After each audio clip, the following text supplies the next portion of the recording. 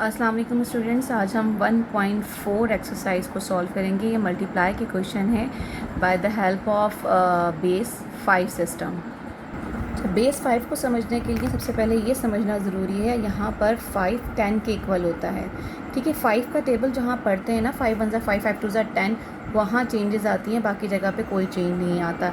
यानी कि 6 आपका 11 के बराबर होगा, 7 आपका 12, 8 13 9 14। अब जो चेंज आएगा आपका यहाँ पर, जो 10 होगा वो 10 के बराबर नहीं होगा। 10 के अंदर 2 टाइम 5 आता है, तो समझें आप ये 5 10 के बराबर है, ये 5 10 के बराबर है, तो कितना टोटल हो गया 20। तो इसका मतलब है ये आपका 20 के बराबर है। ठीक है, इसी तरह से हम आगे ऐड ऑन करते जाते हैं। अब चेंज जो आएगा वो 15 पर आएगा, तो 15 के अंदर कितने 5 आते हैं। 15 के अंदर 15 5 प्लस 5 प्लस 5, इस तरह से 15 बनता है। तो ये 5 10 के इक्वल है, ये 5 10 के इक्वल है, ये 5 10 के इक्वल है। यानी कि आपके पास जो 15 है वो 15 नहीं है, वो 15 आपका 30 के इक्वल आता है। इस तरह से हम इसको करते हैं। इसका हम सबसे पहले क्वेश्चन नंबर 5 सॉल्व करते हैं। 443 मल्टीप्लाई बाय 241। अब हम अपना क्वेश्चन स्टार्ट करेंगे। ये बेस 5 सिस्टम है, यहाँ पे बेस 5 लिखना ज़रूरी होगा।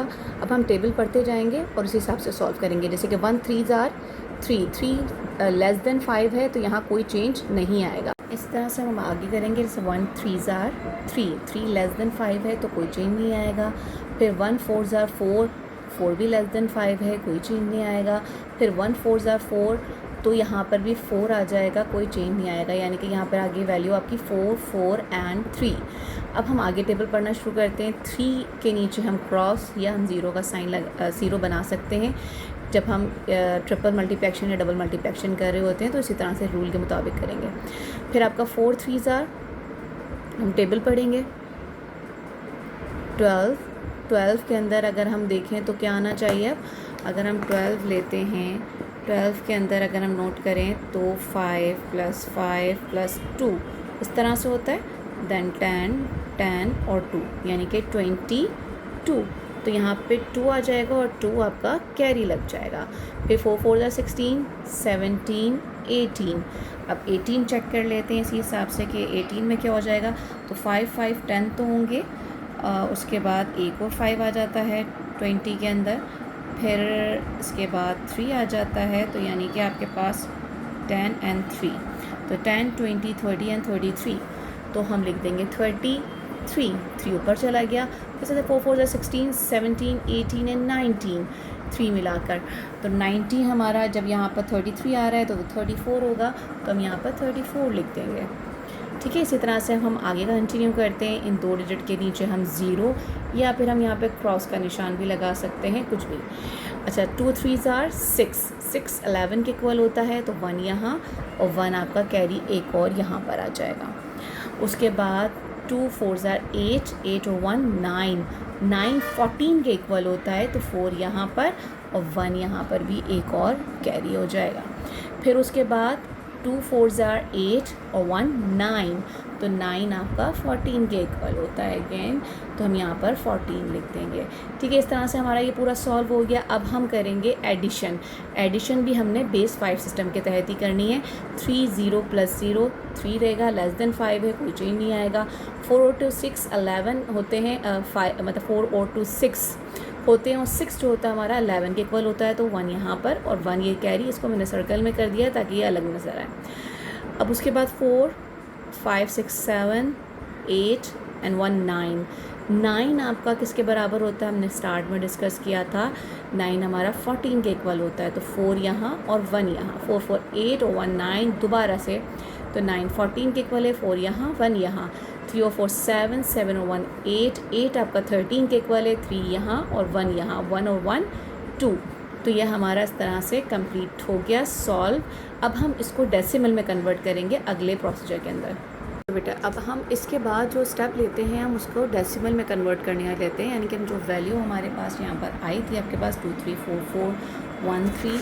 इसी को हम डेसिमल में कन्वर्ट करेंगे। डेसिमल में कन्वर्ट करने के लिए हम वैल्यू को 2 मल्टीप्लाई बाय 5 बेस 5 कर रहे हैं, इसलिए लिखेंगे। फिर इसी तरह से दूसरी वैल्यू, तीसरी वैल्यू, चौथी 5 और 6 वैल्यू आपकी आ जाएगी। और यहाँ से हम यहाँ पर डिग्रीज डालना शुरू कर देंगे। 0 1 2 3 4 5। यहाँ पे हमने पावर्स डाल दी हैं। पावर्स डालने के बाद इनको सॉल्व करेंगे। 5 पे अगर पावर 0 होती है तो ये 1 के इक्वल होती है, आप 1 लिखेंगे। बाकी मल्टीप्लाई बाय 3, 5 1 टाइम 5 ही रहेगा, मल्टीप्लाई बाय 1, 5 5 25, मल्टीप्लाई बाय 4, 5 को 3 time, 5 multiply by 5 multiply by 5 125, multiply by 4। इसी तरह से 5 को 4 टाइम लिखेंगे, फिर 625 के इक्वल होता है वो।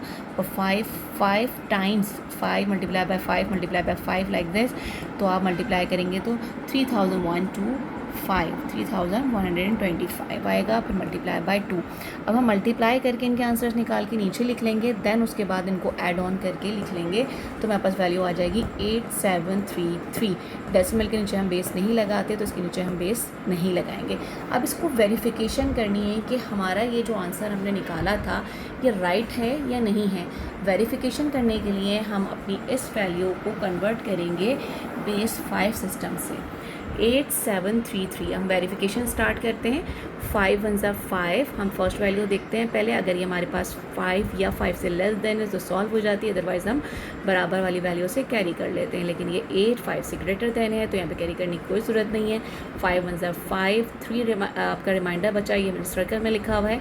ये आपका 37 बन गया। उसके बाद 5 7 ज़ा 35, 36 37, 2 रिमाइंडर बचा, 2 यहाँ पर आ गया। फिर उसके बाद ये 23 की वैल्यू हो गई, तो 5 4 ज़ा 20, 20 के बाद 3 रिमाइंडर तो 33, तो हम कर देंगे 5 6 ज़ा 30। तो आपके पास इस तरह से 3 रिमाइंडर बचेगा। फिर इसी तरह से हम आगे फॉरवर्ड करके सॉल्व करेंगे। 5 3 ज़ा 15, 16 17, 2 रिमाइंडर है तो 24 बना, 5 4 ज़ा 20, फिर आपके पास रिमाइंडर आ जाएगा 4, फिर हम ये 46 बन जाएगा, तो 5 9 ज़ा 45 और आपका रिमाइंडर आ जाएगा यहाँ पर 1। अब आगे इसी तरह से 5 6 ज़ा 30, 4 रिमाइंडर 4 आ गया, फिर उसके बाद 49 बना, 5 9 ज़ा 45 और 4 रिमाइंडर। इसी तरह से 5 1 ज़ा 5, 1 रिमाइंडर और ये 9 आपकी वैल्यू। 5 3 ज़ा 15, 16 17 18 19, 4 रिमाइंडर। 5 2 ज़ा 10, फिर 3 रिमाइंडर। और इसी के साथ क्योंकि 2 लेस देन 5 है ये हमारे पास ख़त्म हो जाएगा। अगर हम वैल्यू देखें 2 3 4 4 1 3, ये हमारी यही वैल्यू है जो हमारी यहाँ पर मल्टीप्लाई में आई है, 2 3 4 4 1 3। इसका मतलब है ये हमारा वेरीफाइड हो गया और प्रूव हो गया है कि बिल्कुल सही है।